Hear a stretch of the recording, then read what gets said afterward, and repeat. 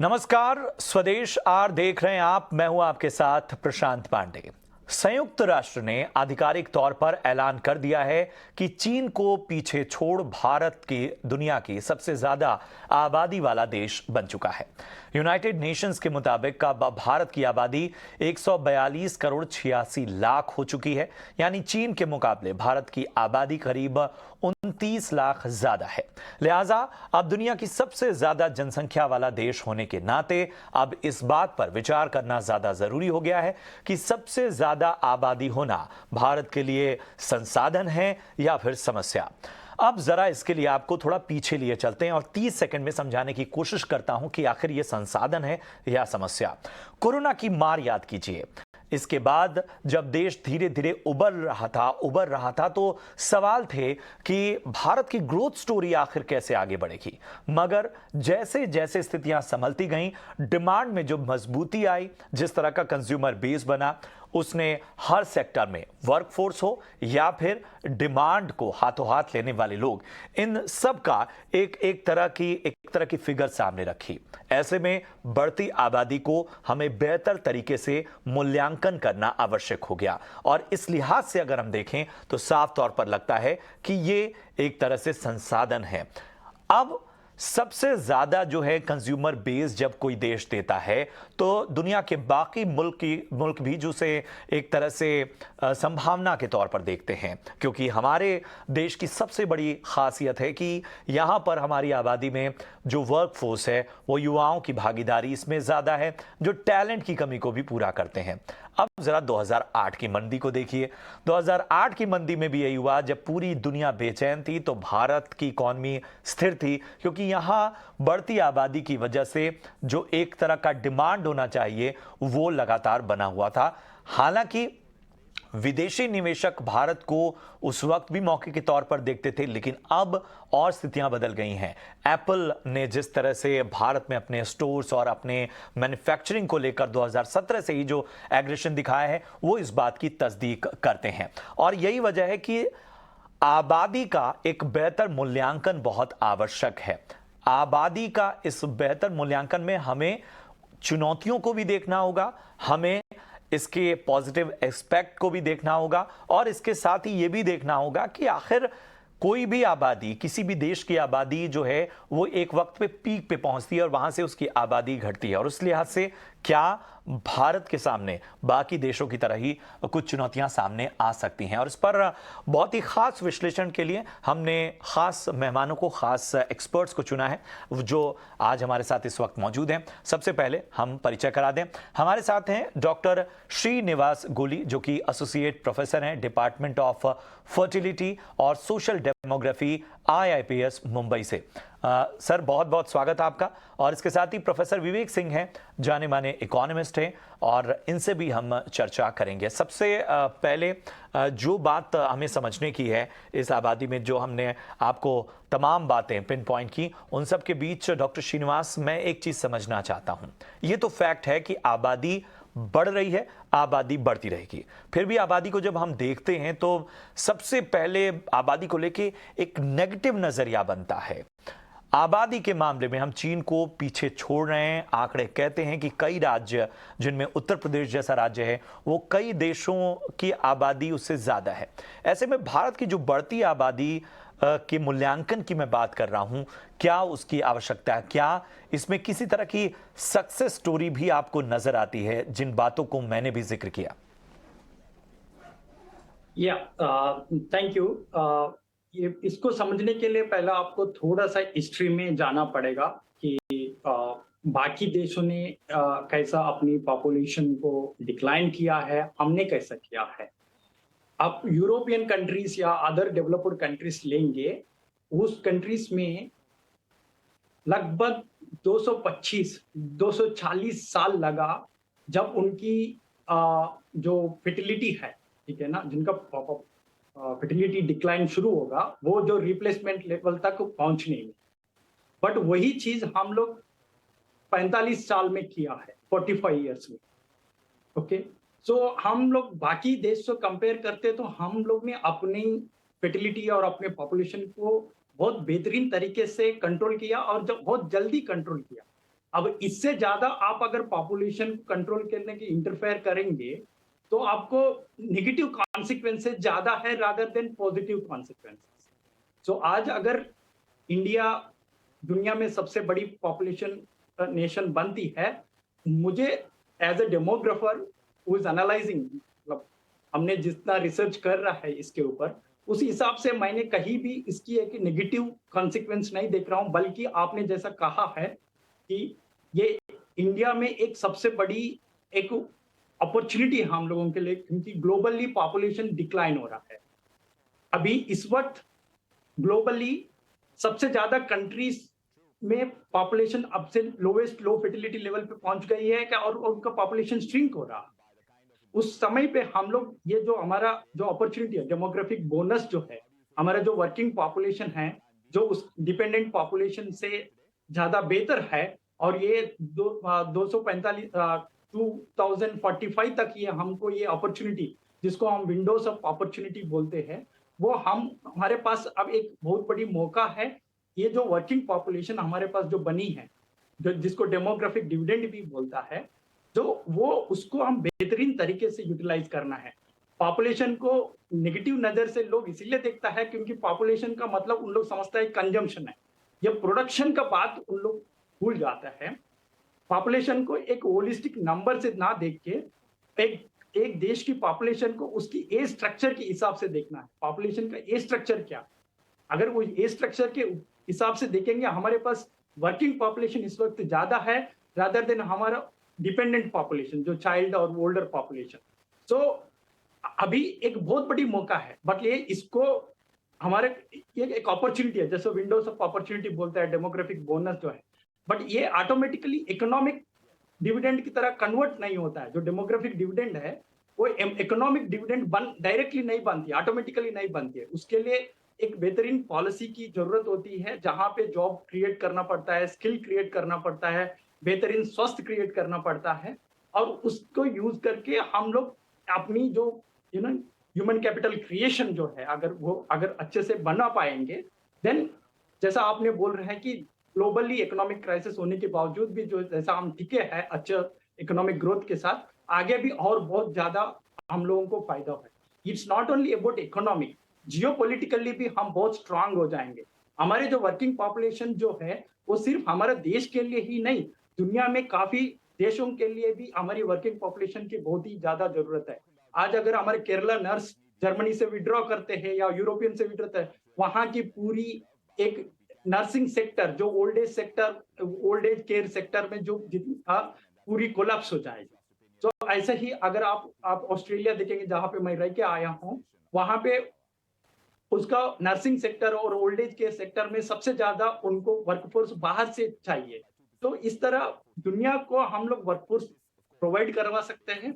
हम लोग अपना देश में भी इसको बेहतरीन तरीके से अगर यूटिलाइज कर पाएंगे, हम एक बहुत अच्छी एक मजबूत इकोनॉमी, जो बोल रहा है कि हम तो एक इकोनॉमिक लीडर भी बने का मौका अभी हमारे पास है, शायद मैं उस तरह देखता हूँ। ये जो इंडिया ऑलरेडी एक रिप्लेसमेंट लेवल जहां पे 2 चिल्ड्रन अपनी पेरेंट्स को रिप्लेस करते हैं, वो ऑलरेडी हम पहुंच चुका है। उससे ज्यादा आप उसको दबाओगे तो फिर आपको एजिंग प्रोसेस ज्यादा फास्ट हो जाएगी, जो आपको बेनिफिट होने वाला है वो बेनिफिट भी आपका खत्म हो जाएगा। इस वक्त हमारे पास 6 स्टेट ऐसा है जहां पे जो TFR है, जो टोटल फर्टिलिटी रेट है, जिसको हम लोग रिप्लेसमेंट लेवल फर्टिलिटी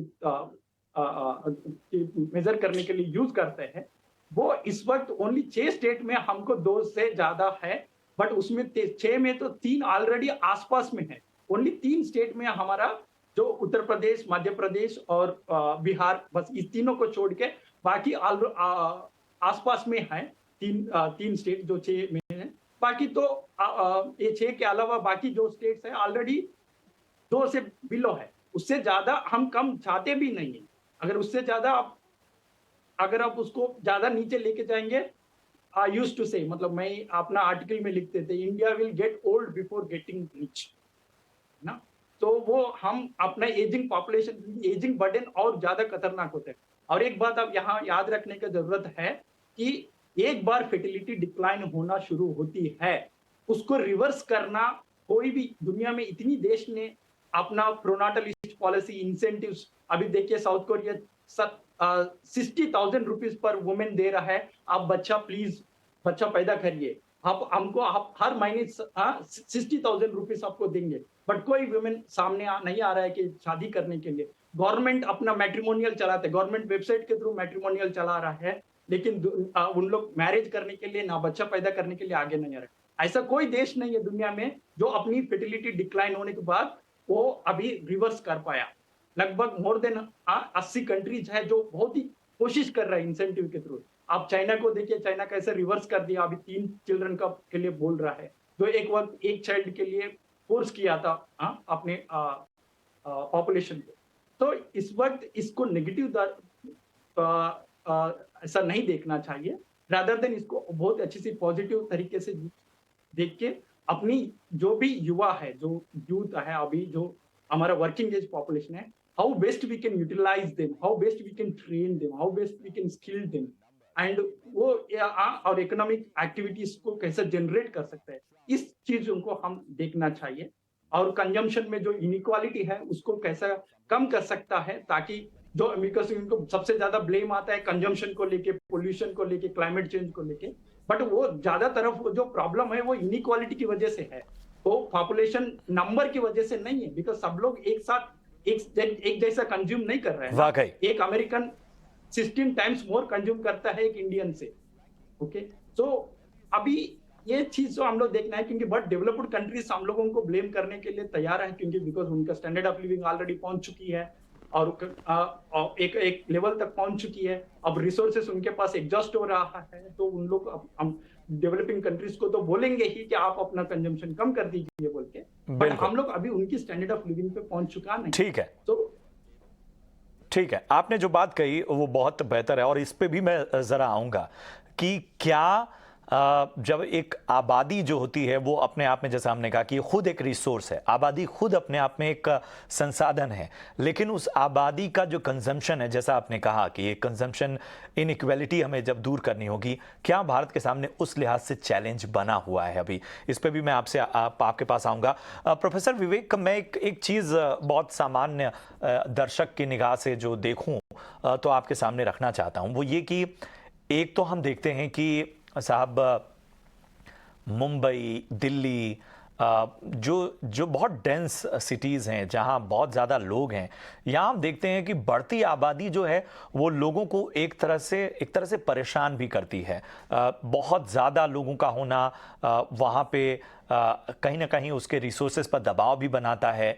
आपके रोज़ की जो एक भाग दौड़ है उसमें भी उसका असर नज़र आता है। और वहीं हम बाकी शहरों में, साउदर्न स्टेट्स में जाते हैं तो वहाँ हम देखते हैं कि थोड़ा सा वहाँ पर एक क्वालिटी ऑफ लिविंग बढ़ जाती है। वहाँ जो है वो आपके लिए जो भी चीज़ें मुहैया कराई जाएं, चाहे वो यातायात की हों, चाहे वो आपके बाकी रिसोर्सेज की हों, बाकी सुविधाओं की हैं, वो उनको पाने में एक तरह की सहूलियत होती है। ऐसे में फिर एक क्वेश्चन हो जाता है कि फिर कहीं आबादी अभी भी चुनौती तो नहीं बनी है क्या? ये जो लोगों का डिस्ट्रीब्यूशन है इन सिटीज में, क्या उस पर काम करने की आवश्यकता है? देखिए, मैं आपकी बात से सहमत हूँ। देखिए, यहाँ पे महत्वपूर्ण यह है, मुझे इको हो रहा है। देखिए, यहाँ पे महत्वपूर्ण यह है कि हम इसको कैसे देखते हैं। अगर हमारा नज़रिया जैसा होगा वैसे हमको दिखाई पड़ेगा। और देखिए, अगर बात आप इसको अगर समझने के पहले कि पॉपुलेशन कितना ज़्यादा बढ़ा और हम अभी आपने बताया कि हम नंबर 1 पे आ गए हैं। देखिए, आपको इसके पूरे परिप्रेक्ष्य को समझना पड़ेगा। पहले देखना पड़ेगा कि अगर आप देखें, पूरा इतिहास देखें तो लगभग 20 लाख साल लग गए हमको 100 करोड़ आबादी आने में। और हमें जो लगभग 1804 में हमारा जो आबादी 100 करोड़ के आसपास था और लगभग 220 साल के अंदर हमारी आबादी 100 करोड़ से उछल के जो है 800 करोड़ पे आ गई। तो मतलब 700 करोड़ का जो ये हमारा जो बढ़ी है, ये लगभग 220 साल में बढ़ी है। तो आप देख सकते हैं कि क्या है। अगर इसमें केवल भारत कोई अपवाद नहीं है, पूरे दुनिया की आबादी बढ़ी है। हाँ, यह बिल्कुल मैं मानने को तैयार हूँ कि भारत की आबादी थोड़ी ज्यादा तेज से बढ़ी है। और देखिए अगर भी बात वो भी हो रही थी, एक समय ऐसा था चाइना ने इस पर रोक लगाने की कोशिश की, उसमें वो कामयाब हुआ, लेकिन आप चाइना का हाल देख लीजिए, साउथ कोरिया का आप हाल देख लीजिए, वो इसको जो है फर्टिलिटी रेट लगातार जो है डिक्लाइन हो रही है और आगे भी डिक्लाइन ही होगी और इसको रिवर्स करना बहुत मुश्किल हो जाएगा। तो अगर देखिए जो है सो है और आपको जैसा उसको आपको मानना पड़ेगा, क्योंकि अगर आप पास्ट में कुछ नहीं कर सकते और आप हाँ प्रेजेंट में कुछ कर सकते हैं ताकि आप फ्यूचर आपका बेहतर हो। तो देखिए जहां तक आपने कहा कि आबादी जो हमारी है वो हमारे लिए अच्छा है कि हमारे लिए बुरा है, तो बिल्कुल मैं बहुत स्पष्ट शब्दों में बोलूंगा कि आबादी जो हमारी है वो हमारे लिए बहुत अच्छा है और इसका हमको फायदा, इसको हमको एज ए अपॉर्चुनिटी इसको हमको लेना चाहिए और इसके बहुत सारे फायदे होंगे। अब मैं आपको गिनाता हूँ कैसे। देखिए, अगर भारत देखे तो सबसे ज्यादा कंज्यूमर और आज जहाँ पे कंज्यूमर ही डिमांड है, सारी की सारी जो हम गुड्स और सर्विसेज की जो डिमांड है वो कंज्यूमर से ही जनरेट होती है। तो अगर आप देखिए डिमांड, अगर आपको इकोनॉमी को अच्छा रखना है, इकोनॉमी आपको ठीक से चलाना है, तो आपकी इकोनॉमी में डिमांड होगी और डिमांड चाहिए और डिमांड आपको कंज्यूमर से ही आती है। तो डिमांड कंज्यूमर रहेगा तभी आपकी यहाँ पे डिमांड होगी और आपके यहाँ पे ज्यादा इन्वेस्टमेंट आएगा, इंडस्ट्रियल एक्टिविटी ज्यादा होंगी, प्रोडक्शन ज्यादा होगा और अल्टीमेटली आपकी इकोनॉमी अच्छे से रन करेगी। अगर देखिए कोविड के भी आपने जिक्र किया तो पूरे देश दुनिया की जो है प्रॉब्लम आ रही है, पूरे दुनिया में रिसेशन था। देखिए भारत अच्छा इसलिए कर रहा था क्योंकि हमारे पास लोग हैं, हमारे पास आबादी ज्यादा है, डिमांड ज्यादा है और इसका एक हमको सकारात्मक पहलू देखने को मिला है। देखिए अगर आप देखिए तो दुनिया की निगाह में भारत आज इतना जो है अच्छा ऑप्शन के रूप में इसीलिए है क्योंकि हमारे यहाँ पे 142 करोड़ की जो है आबादी है। हमारे यहाँ पे जो लेबर है वो आपको बहुत इजीली और बहुत अच्छा लेबर आपको सस्ते कीमत पे आपको मिल सकता है।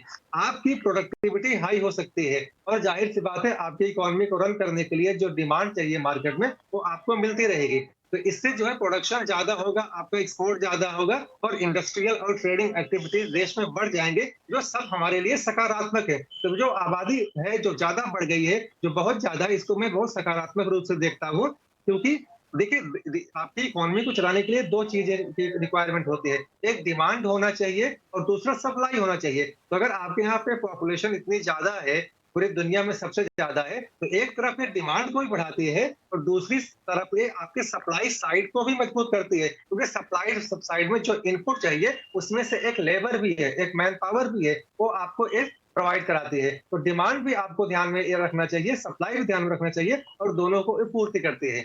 देखिए एक बात और मैं मानता हूँ कि ज्यादा जो है डिमांड होगा, अगर सप्लाई पे कोई असर नहीं पड़ेगा तो इन्फ्लेशन होगा, प्राइस राइज होगा, जो कि हो सकता है। देखो प्राइस राइज होगा, अनएम्प्लॉयमेंट होगा, थोड़ा क्राइम हो सकता है, तो ये सब कुछ नेगेटिव एस्पेक्ट हैं जो कि ज्यादा पॉपुलेशन पे हो सकते हैं। लेकिन अगर आप देखें तो ज्यादा आपको जो है ब्राइट फ्यूचर देखना चाहिए और उसमें मैं मानता हूँ कि जो आबादी हमारी ज्यादा बढ़ी है, जो हम सबसे दुनिया के सबसे ज्यादा पॉपुलस कंट्री है, इसका हमको फायदा उठाना चाहिए और ये हमारे जो हमारे फायदे की बात है। दोनों एक्सपर्ट हैं वो ये साफ तौर पर मान रहे हैं कि ये जो बढ़ती हुई आबादी है इसके ब्राइटर एक्सपेक्ट की जो वजन है वो ज़्यादा है और यही वजह है कि आबादी का जो मूल्यांकन है वो सही तरीके से होना चाहिए। अब ज़रा अपने दर्शकों के लिए मैं स्क्रीन पर वो पॉपुलेशन मीटर लाना चाहता हूँ जो बता रहा है कि जो आबादी है हमारी वो किस तरह की है। ज़रा देखिए, आप देख रहे हैं कि यहाँ पर जो यूएन का आंकड़ा है वो आंकड़ा उनकी अपनी जो तमाम अनुमान हैं और उनकी अपनी जो ट्रैकिंग है उसके हिसाब से है, लेकिन फिलहाल जो आंकड़ा है ये रियल टाइम डेटा है और ये कहीं ना कहीं बताता है कि भारत में अभी फिलहाल किस तरह की स्थितियां हैं। ये माना जा रहा है कि अगले चंद महीनों में ही जो है वो और ज़्यादा तेज़ी से आबादी बढ़ेगी। लेकिन इन सब के बीच सवाल एक और है कि आखिर इस बढ़ती हुई आबादी को लोग किस तरह से देख रहे हैं, जो इस आबादी का हिस्सा हैं वो आखिर किस नज़रिए से देख रहे हैं। ज़रा उनकी राय भी हम देख लेते हैं।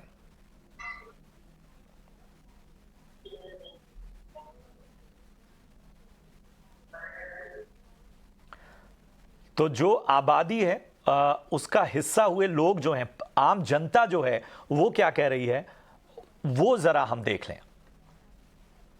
जो है जनसंख्या वृद्धि को बहुत जल्द और बहुत तरीके से बहुत मतलब इफेक्टिवली इसको रोकना पड़ेगा। अगर हम जनसंख्या वृद्धि को नहीं रोके तो इस देश में बहुत गंभीर हालात होने वाली है देश की। बहुत सारा नुकसान ही है, फ़ायदा नहीं है। पॉपुलेशन अगर इंडिया का अगर ज़्यादा बढ़ता है तो और ज़्यादा लोग बेरोजगार हो जाएंगे। सरकार को बच्चों को मतलब हर एक चीज़ में सुविधा देने में असुविधा होगी, सरकार को भी वो अच्छे से मैनेज नहीं कर पाएगा कुछ। जो हमारी पॉपुलेशन बर्न हो रही है तो उससे हमारा फ़ायदा ये है कि हमारा वर्किंग कैपिटल बढ़ेगा एंड जो बाकी कंट्रीज़ को फेस करना पड़ता है जिसकी पॉपुलेशन कम हो रही है वो चीज़ को हम फेस नहीं करेंगे, इनकेस फ्यूचर में भी नहीं करेंगे। देखो, भारत की जनसंख्या पे हमें लगाम लगानी होगी। चाइना से को भी हमने पीछे छोड़ने जा रहे हैं और बढ़ रही है हमारी जो जनसंख्या। हमें उस पर लगाम लगाने की इसलिए ज़रूरत है कि हमें लोगों को रोज़गार देना है, विकास करना है देश का, देश को और आगे ले जाना है। जनसंख्या पे हमने लगाम लगाएंगे तभी हम आगे जाएंगे। जनसंख्या पे कंट्रोल होगा तभी विकास होगा, तभी अच्छे से आदमी का जो औसत स्तर है कमाई का वो भी अच्छा होगा। क्योंकि आजकल देख रहे हो आप, विदेशों में देखो कितनी सैलरी मिल रही है लोगों को, यहाँ 10-10, 12-12, 15-15 हज़ार में लोग काम कर रहे हैं। तो जनसंख्या कम होगी तो नेचुरल बात है कि उनका सैलरी का जो स्तर है वो बढ़ेगा और विकास भी अच्छा होगा देश में। विश्व में जो भारत की जनसंख्या अभी नंबर 1 जा रही है, ये मैं एक डिजास्टर की तरह देखती हूँ। क्योंकि आपको पता है कि एक डेवलपिंग कंट्री है इंडिया, और इसमें इतनी जनरेशन होना, इसका मतलब है कि उनको खाने की भी प्रॉब्लम होने वाली है, उनको जॉब की भी प्रॉब्लम होने वाली है। जो हमारे संसाधन है उनको देखते हुए, हॉस्पिटल सारी फैसिलिटी देखते हुए, ये बहुत ही गंभीर विषय हो चुका है। इसके ऊपर सरकार को जल्द से जल्द कोई ना कोई कानून ऐसा लाना चाहिए जिससे कि ये पब्लिक को कंट्रोल किया जा सके और देश को सुचारू रूप से चलाया जा सके। तो आपने लोगों की राय भी देखी और राय जो है वो जाहिर सी बात है, जैसा मैंने कहा कि जब भी आबादी की बात आती है तो सीधा जो पहला नजरिया बनता है वो नकारात्मक बनता है। कोशिश हमने यही की है कि उसको जरा बेहतर तरीके से, स्पष्ट तरीके से विश्लेषण के जरिए सामने रखें। प्रोफेसर श्रीनिवास, एक चीज मैं समझना चाहता हूं, भारत के बारे में भी ये चीज कहा जा रहा है कि एक वक्त है और वो वक्त नजदीक ही कुछ वक्त में समझ में आने लगेगा कि किसी भी जनसंख्या का पीक भी आता है और उस पीक के बाद जो है आबादी, जैसा कि आपने पहले भी कहा कि एक तरह की गिरावट देखी जाती है और वहाँ फिर एक अलग तरीके से आपको मूल्यांकन करना होगा। फिर भी उस लिहाज से और जिस तरह से आम लोगों को भी आपने सुना, आपके अपने कंसर्न्स क्या हैं, कहाँ आपको ज़्यादा प्रॉब्लम दिख रही है?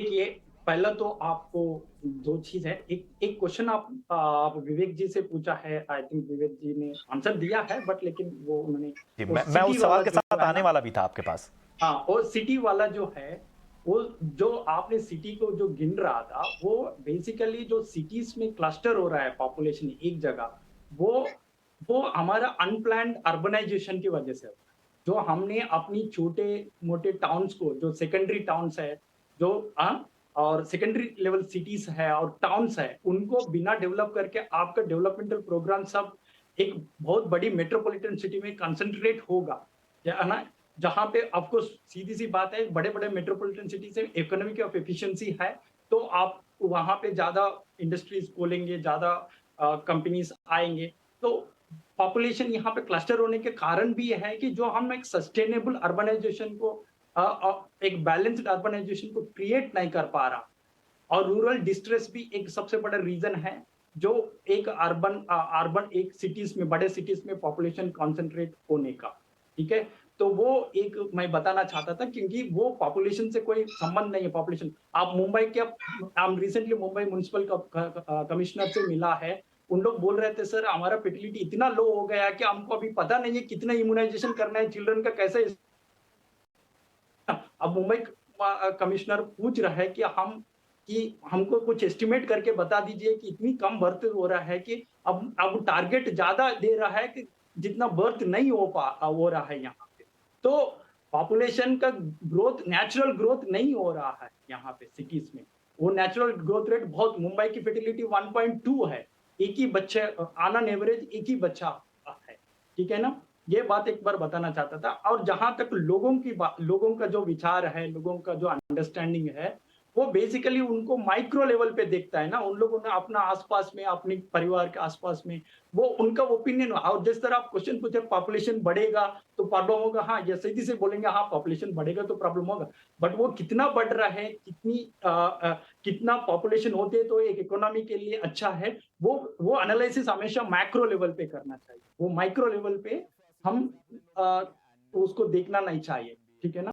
और जहां तक इंडिया की पॉपुलेशन है 260 तक, मतलब 2060 तक वो पॉजिटिव में जाएगा, वहां से नेगेटिव ग्रोथ शुरू हो जाएगी, जहां से पॉपुलेशन डिक्लाइन होना शुरू हो जाएगा। बट जो अभी हम लोग ऑलरेडी एक रिप्लेसमेंट लेवल फर्टिलिटी पे पहुंच चुका है, बट एक रिप्लेसमेंट लेवल फर्टिलिटी पहुंचने के बाद मतलब 2 बच्चे अपने पेरेंट्स को रिप्लेस करने का स्थिति पे पहुंच चुका है, जनरली ये आइडियल सिचुएशन होता है।